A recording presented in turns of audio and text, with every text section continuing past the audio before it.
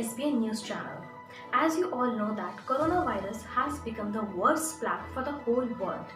So I hereby request you that please follow the guidelines given by our Honorable Prime Minister Shri Narendra Modi ji. Stay at home, maintain the social distance and take care of yourself and your family. And for daily updates, stay connected with our channel. And if you didn't subscribe our channel yet, then please subscribe our channel and do not forget to like and share and comment. And for latest updates, have a look on the story. Thank you. कल रात तक दिल्ली में 2081 case हो गए हैं। इनमें से 431 ठीक हो चुके हैं और ठीक होकर अपने घर जा चुके हैं। 47 लोगों की कोरोना की वजह से मौत हो गई और अभी इस वक्त 1603 केस एक्टिव हैं। अभी फ़िलहाल 1603 पेशेंट्स हैं। इनका जब हमने एनालिसिस किया, अच्छा कल जो है, कल के दिन हमने 1397 सैंपल लिए थे, लगभग 1400 सैंपल लिए थे, उसमें केवल 78 केस पॉजिटिव आए हैं।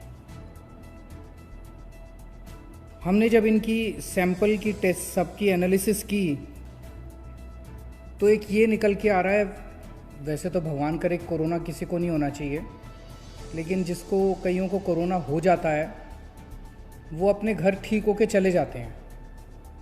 जिन लोगों की मौत हो रही है कोरोना की वजह से, उनको हमने एनालाइज किया तो पाया कि 80% लोग जिनकी मौत हो रही है वो 50 साल से ऊपर की उम्र के हैं।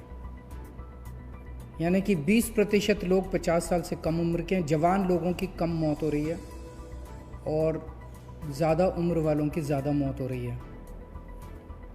और 83% जिन लोगों की मौत हुई उसमें से 83% ऐसे थे जिनको कोई और बीमारी थी, हार्ट की बीमारी थी या शुगर की बीमारी थी या सांस की बीमारी थी या कैंसर था, इस तरह की कोई और बीमारी थी। तो कोरोना क्या करता है कि उस बीमारी को और ज़्यादा ख़राब कर देता है और उस वजह से मौत हो जाती है। इसको कोमोर्बिडिटी कहते हैं अंग्रेजी में। तो जिन लोगों को कोमोर्बिडिटी थी, 83% ऐसे लोगों की मौत हुई है। इस सब चीज़ों से एक चीज़ मैं जो बार बार अपनी प्रेस कॉन्फ्रेंस में बोलता हूँ कि एक तो बुजुर्ग अपना ख्याल रखें।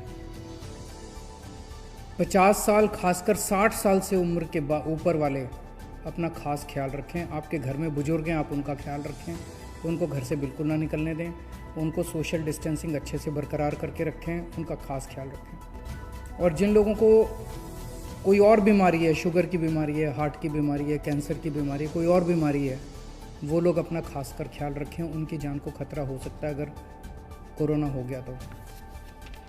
इस दौरान, कोरोना के दौरान गरीबों के लिए हमने पूरी तरह से फूड सिक्योरिटी, उनको खाने की दिक्कत किसी तरह की नहीं होनी चाहिए, फूड सिक्योरिटी के लिए जब तक ये कोरोना की मार रहेगी और लोग अपनी रोज़ी रोटी कमा नहीं पाएंगे, हमने उनकी फूड सिक्योरिटी का पूरा प्लान बनाया है। जैसा मैंने बताया था, 71 लाख लोगों को हमने 7.5 किलो प्रति व्यक्ति के हिसाब से मुफ्त राशन ऑलरेडी बांट दिया है, सब लोगों के घर में चला गया है। ऐसे बहुत सारे लोग हैं जिनके पास राशन कार्ड नहीं था, लेकिन वो भी गरीब थे, उन्हें भी राशन की ज़रूरत थी।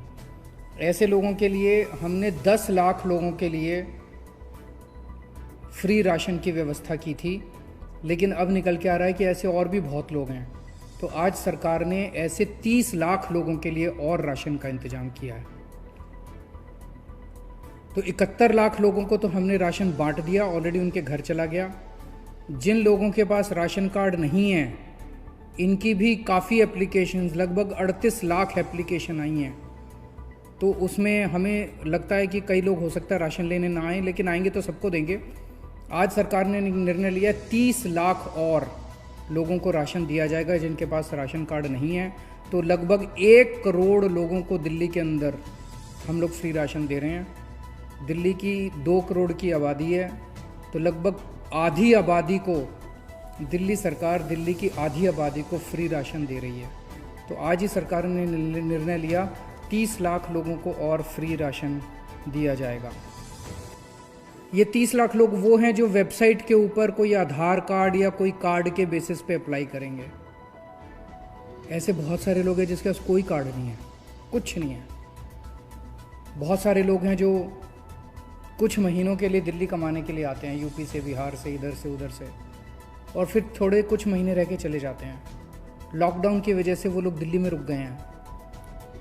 ऐसे सब लोगों के लिए जो ना राशन कार्ड है जिनके पास, ना वो ई कूपन के लिए अप्लाई कर पा रहे हैं वेबसाइट पे, इन सब लोगों की व्यवस्था करने के लिए आज हमने तय किया कि हर एमएलए को दिल्ली के और हर एमपी को, सांसद को, चाहे वो किसी भी पार्टी के हों, सबको 2-2 हज़ार कूपन, फूड कूपन जारी किए जाएंगे, जिसके ऊपर प्रति व्यक्ति 5 किलो राशन मिलेगा।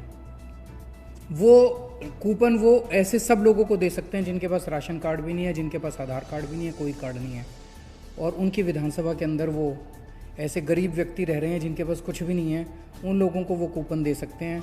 हर विधायक को और हर सांसद को 2-2 हज़ार कूपन, फूड कूपन जारी किए जाएंगे।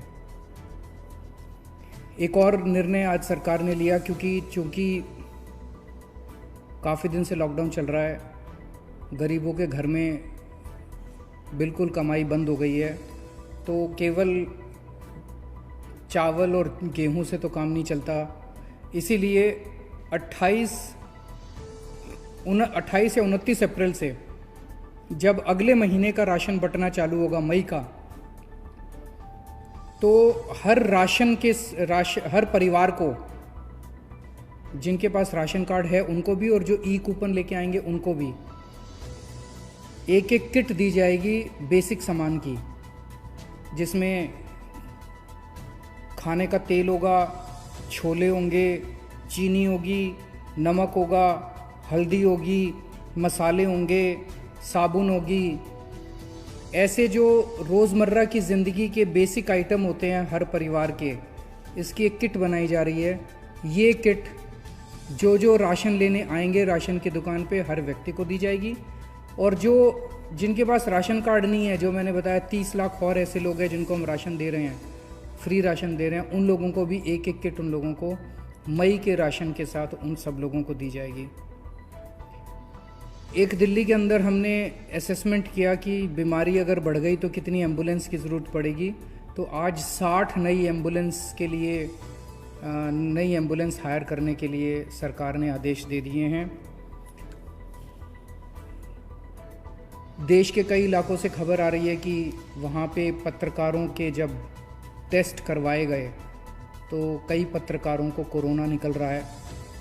मैं भगवान से, पत्रकार इस टाइम फ्रंट लाइन पे खड़े होके और देश की सेवा कर रहे हैं, रिपोर्टिंग कर रहे हैं, बड़ी हिम्मत के साथ काम कर रहे हैं। उनके काम को और उनके जज्बे को, मैं सभी पत्रकारों के जज्बे को मैं सलाम करता हूँ। बहुत बड़ा काम कर रहे हैं। इस समय सही जानकारी मिलना बहुत इम्पॉर्टेंट है सबके लिए। तो मेरे पास कल से कई पत्रकारों के फ़ोन आ रहे थे कि आप हमारी भी टेस्टिंग का इंतज़ाम कराइए। तो कल से सुबह से हमने पत्रकारों की टेस्टिंग के लिए एक सेंटर चालू किया है। उसकी सारी जानकारी पत्रकारों को और मीडिया हाउसेस को दे दी जाएगी। जो पत्रकार साथी अपने टेस्टिंग कराना चाहते हैं, वहाँ जाके अपनी फ्री टेस्टिंग करा सकते हैं। और मैं उम्मीद करता हूँ कि एक भी पत्रकार को कोरोना नहीं निकलेगा।